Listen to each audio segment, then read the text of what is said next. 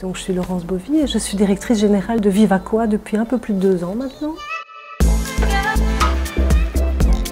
Alors Vivaqua a plusieurs missions.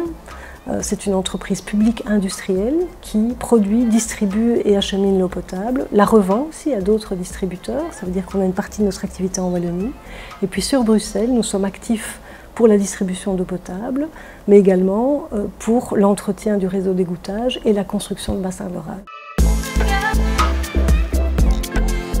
Après 1360 collaborateurs, on est en train de recruter, on devrait monter à 1400 d'ici à la fin de l'année.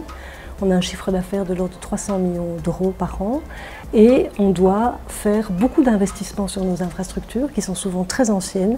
Donc bon an, mal an, on investit à peu près 100 millions d'euros sur nos réseaux. C'est un secteur qui est plus stable que d'autres.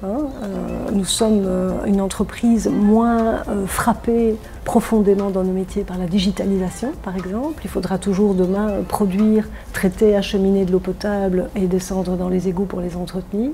Par contre, il y a évidemment une série d'évolutions. Et l'un des gros défis que nous avons à Bruxelles, c'est de pouvoir continuer, tant financièrement que d'un point de vue opérationnel, à entretenir des réseaux de distribution et d'égouttage qui en ont bien besoin, puisque ce sont souvent des infrastructures extrêmement anciennes. Alors l'autre défi pour nous, c'est que dans une ville-région où la population est passée en quelques années de 900 000 habitants à 1,2 million, ça veut dire beaucoup plus de travail au plan administratif, beaucoup plus de branchements à réaliser, le tout dans un environnement qui est de plus en plus dense et de plus en plus compliqué à maîtriser.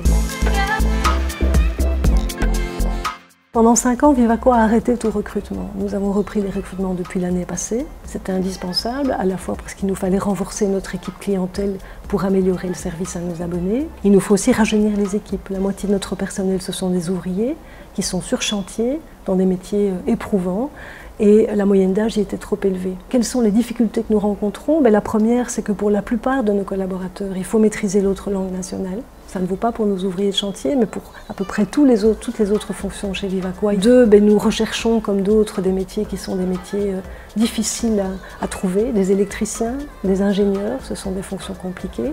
Et puis notre troisième difficulté, c'est que nous avons besoin de collaborateurs pour lesquels il n'existe pas à l'extérieur de formation. Il n'y a pas de formation d'égoutier.